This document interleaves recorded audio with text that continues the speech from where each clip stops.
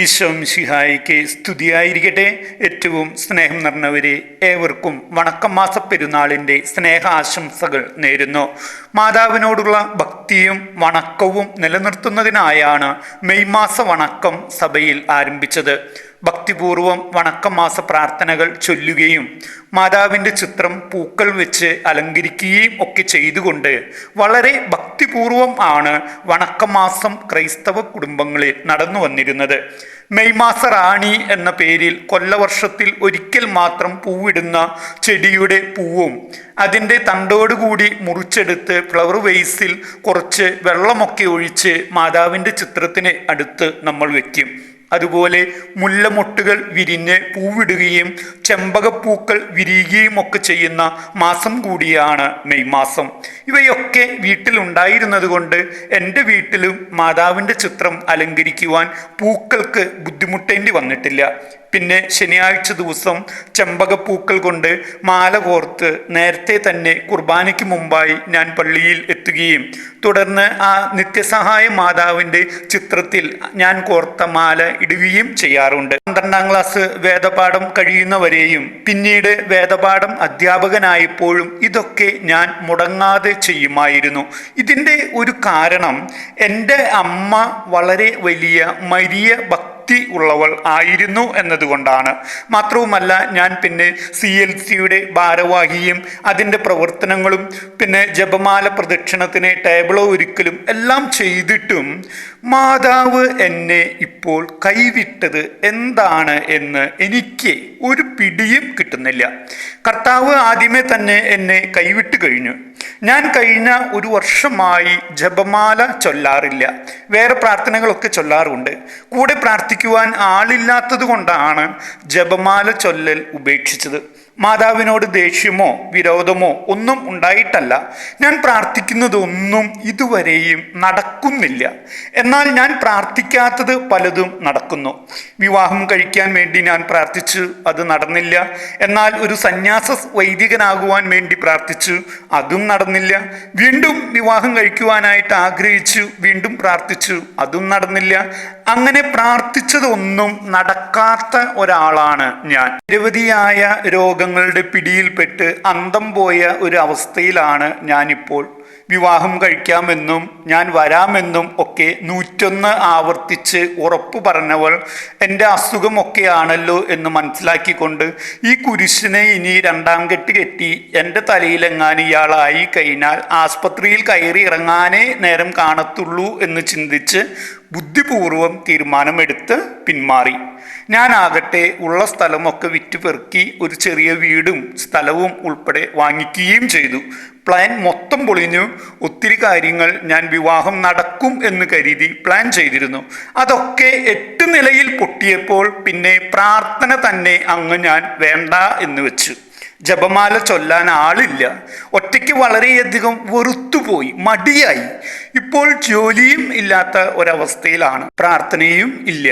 സ്നേഹമുള്ളവരെ, ഞാൻ പറഞ്ഞു വരുന്നത് കുടുംബമാകണമെങ്കിൽ അതിനകത്ത് മക്കൾ വേണം, ഭാര്യ വേണം, ഭർത്താവ് വേണം, മാതാപിതാക്കൾ ഉണ്ടെങ്കിൽ അവർ വേണം. അപ്പോഴാണ് കുടുംബമായി മാറുകയുള്ളൂ.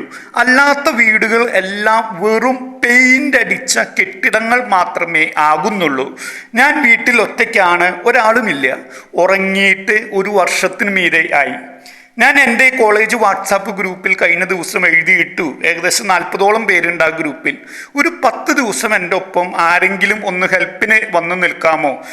കുറച്ച് ട്രീറ്റ്മെൻറ്റിൻ്റെ ഭാഗമായി കുറച്ച് കാര്യങ്ങളൊക്കെ ചെയ്യുവാനായിട്ടുണ്ട്. അതുകൊണ്ടാണ് ഞാൻ ആ ഗ്രൂപ്പിൽ എഴുതിയിട്ടത്. പക്ഷേ ആരും വരാൻ തയ്യാറായില്ല, ഒരാളിട്ട് വന്നുമില്ല. എനിക്കാണെങ്കിൽ വളരെ ബുദ്ധിമുട്ടുമുണ്ട്.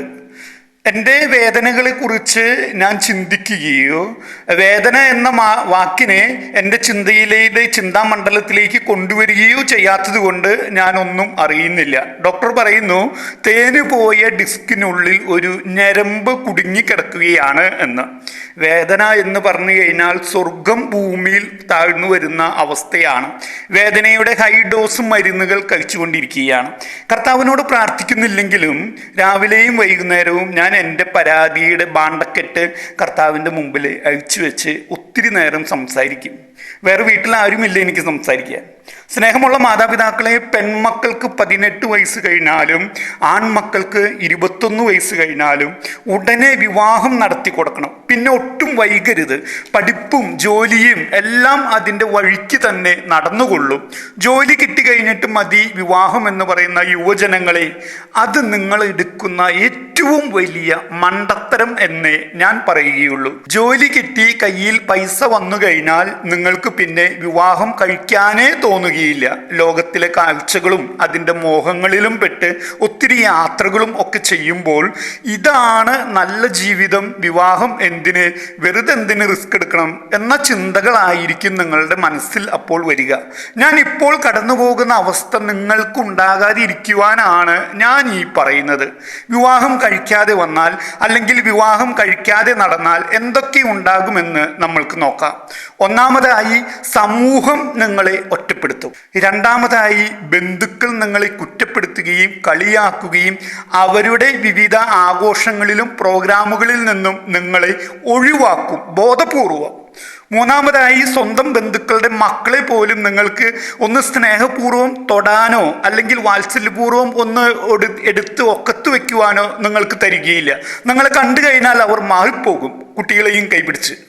നാലാമതായി പെൺകുട്ടികളുള്ള ബന്ധുവീടുകളിലേക്ക് നിങ്ങൾ എപ്പോഴെങ്കിലും വല്ല സന്ദർശനത്തിനോ വല്ല കാര്യങ്ങൾക്കുമായിട്ട് ചെന്നു കഴിഞ്ഞാൽ വിവാഹം കഴിയാത്ത നിങ്ങൾ അവരെ വല്ലതും, ആ പെൺകുട്ടികൾ വല്ലതും ചെയ്യുമോ എന്ന് അവരുടെ മാതാപിതാക്കൾ ഭയപ്പെടും. അഞ്ചാമതായി ഹോസ്പിറ്റലിൽ പോയാൽ കൂടെ ആളുണ്ടെങ്കിലോ അഡ്മിറ്റ് ആക്കുകയുള്ളൂ. ഒരു ഇഞ്ചക്ഷൻ വരെ നിങ്ങൾക്ക് തരണമെങ്കിൽ കൂടെ ആൾ ഉണ്ടോ എന്ന ചോദ്യത്തിന് നാം ഉത്തരം നൽകേണ്ടതായി വരും. ആറാമതായി കൂട്ടുകാരുടെ ഇടയിലായിരിക്കുമ്പോൾ ചിലപ്പോൾ അവരുടെ ഭാര്യമാരുടെ ചോദ്യങ്ങളും ചില കളിയാക്കലുകളും ഒക്കെ നേരിടേണ്ടതായി വന്നേക്കാം. ഏഴാമതായി സ്വന്തം ഇടവകയിൽ പോലും നിങ്ങൾ ആൾക്കൂട്ടത്തിൽ തനിയെ ആക്കപ്പെടും. പ്രത്യേകിച്ച് പെരുന്നാളും മറ്റവസരങ്ങളൊക്കെ വരുമ്പോൾ, ഒരു ഇടവക ദിനമൊക്കെ വരുമ്പോൾ നിങ്ങൾ വിവാഹം കഴിക്കാത്ത ആളാണെങ്കിൽ നിങ്ങൾ തീർച്ചയായും ആൾക്കൂട്ടത്തിൽ ഒറ്റപ്പെട്ട അവസ്ഥയിലേക്ക് നിങ്ങളുടെ ഇടവകയിലാവും. പിന്നെ പറഞ്ഞിട്ട് കാര്യമില്ല. അപ്പം പിന്നെ സമൂഹത്തിലേക്ക് വരുമ്പോൾ എന്തായിരിക്കും അവസ്ഥ? നിങ്ങളെ അറിയുന്ന നിങ്ങളുടെ കുടുംബ യൂണിറ്റിൽ നിങ്ങൾ ഒറ്റപ്പെടും.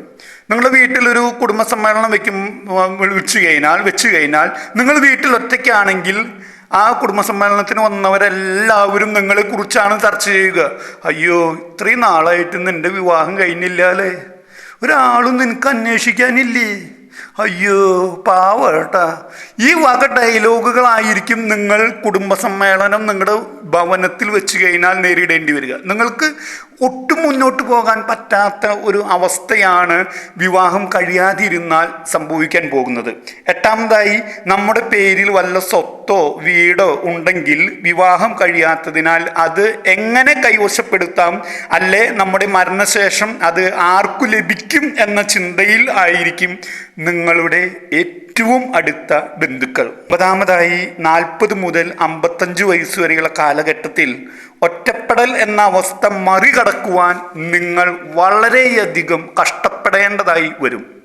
പത്താമതായി ഒറ്റപ്പെടലിൽ നിന്നും മോചനം ലഭിക്കുവാൻ മദ്യം, ലഹരി ഉൽപ്പന്നങ്ങൾ, സെക്സ് സംബന്ധമായ പ്രവർത്തനങ്ങൾ ഇവയിലേക്ക് അറിയാതെ വീണുപോകും. 11ാമതായി എനിക്ക് ആരുമില്ല, ബന്ധുക്കളുമില്ല, നാട്ടുകാരുമില്ല എന്ന അവബോധം നിരന്തരം നിങ്ങളെ വേട്ടയാടിക്കൊണ്ടിരിക്കും. 12ാമതായി ആത്മഹത്യയെക്കുറിച്ച് ചിന്തിക്കും. ഇത് ചെയ്യുവാൻ ധൈര്യമില്ലാത്ത ആളുകൾ ഡിപ്രഷനിലേക്കും കടുത്ത നിരാശയിലേക്കും അടിതെറ്റി വീഴും. മാനസിക രോഗത്തിന് ചികിത്സ തേടേണ്ട ഘട്ടം എത്തും. 13ാമതായി അവിഹിത ബന്ധങ്ങളിലേക്ക് തിരിയും. നിങ്ങൾ ചെന്ന് എത്തിപ്പെടുന്ന അവിഹിത ബന്ധം ആകട്ടെ സ്വന്തം ജീവിത പങ്കാളിയെ ചതിച്ച് വരുന്നത് ആയിരിക്കും.